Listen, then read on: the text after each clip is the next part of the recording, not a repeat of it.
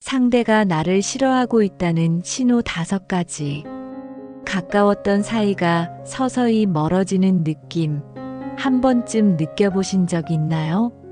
친하게 지냈던 이가 어느 순간부터 예전 같지 않다고 느껴질 때 마음 한구석이 아려오곤 합니다. 혹시 이 사람이 나를 싫어하게 된 걸까? 하고 속으로 걱정해 본 적 있으실 거예요. 그럴 때면 이유를 몰라 더 외롭고 혼란스럽지요. 상대의 달라진 태도에 마음이 쓰여 밤잠을 설쳐본 적도 있을 겁니다. 오늘은 그런 마음을 느껴본 분들과 함께 상대가 나를 싫어하고 있다는 5가지 신호에 대해 이야기해 보려고 합니다. 첫째, 만나기를 꺼리고 연락을 피해요. 이전에는 자주 만나 수다 떨던 사람이 어느 날부터인가 나와 눈을 마주치지 않으려 하고 연락도 먼저 하지 않죠. 매일같이 안부를 주고받던 사이였다면 이러한 변화는 더욱 크게 다가와요.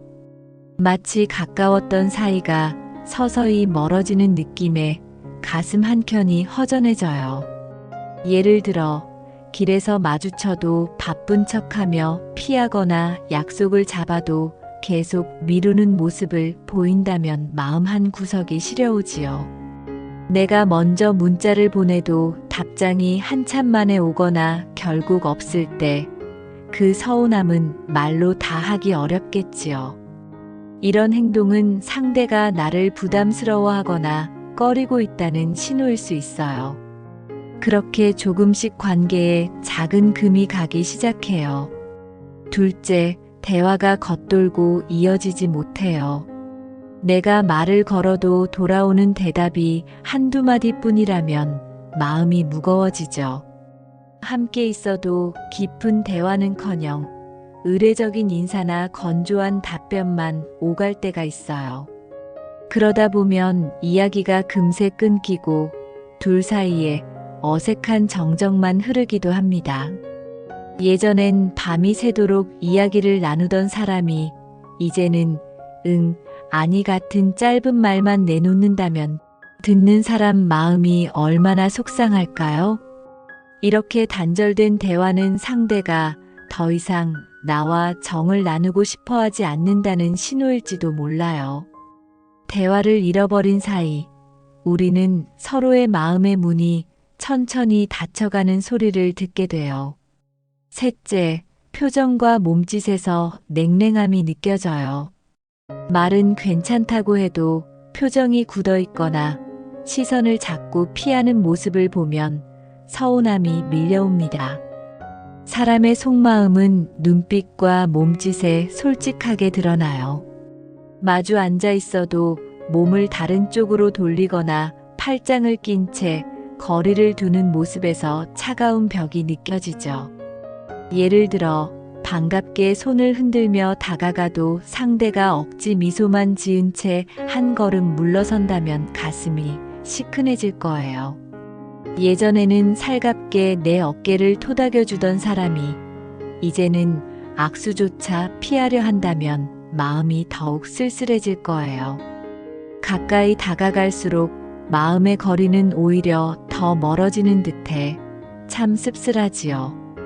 표정과 몸짓에 담긴 냉기는 말보다 더 크게 마음에 와닿아서 우리 마음을 시리게 해요. 넷째, 말투와 말 속에 날카로움이 느껴져요. 상대가 내게 말을 걸 때마다 사소한 것도 지적하고 부정적인 말만 내놓는다면 마음이 상처 입어요. 또 나와 대화할 때마다 한숨부터 쉬거나 말끝마다 가시가 돋친 느낌을 받을 때도 있어요. 전에는 웃으며 넘겼을 작은 실수에도 요즘 그 사람은 퉁명스럽게 트집을 잡을 때가 있죠. 예를 들어 가족 모임에서 내가 한 말에 유독 그 사람만 그게 다 내 잘못 아니냐고 쏘아붙인다면 듣는 이는 가슴이 철렁 내려앉겠지요. 이런 날선 말투와 비판은 아마도 그 사람 마음에 맺힌 감정의 표현일지도 몰라요. 계속되는 비난과 불평은 우리 관계에 어두운 그림자를 드리워요. 한때 환하게 웃던 분위기가 서서히 얼어붙는 것만 같아요. 다섯째, 나를 소외시키고 혼자 남겨두는 듯해요. 여럿이 모인 자리에서 유독 나만 대화에 끼워주지 않거나 다른 사람들을 대할 때와 전혀 다른 태도를 보이는 경우가 있어요. 다른 이들과는 잘 지내면서 내 앞에서는 유난히 조용해지거나 냉정해진다면 그런 차별은 마음에 큰 상처를 남겨요.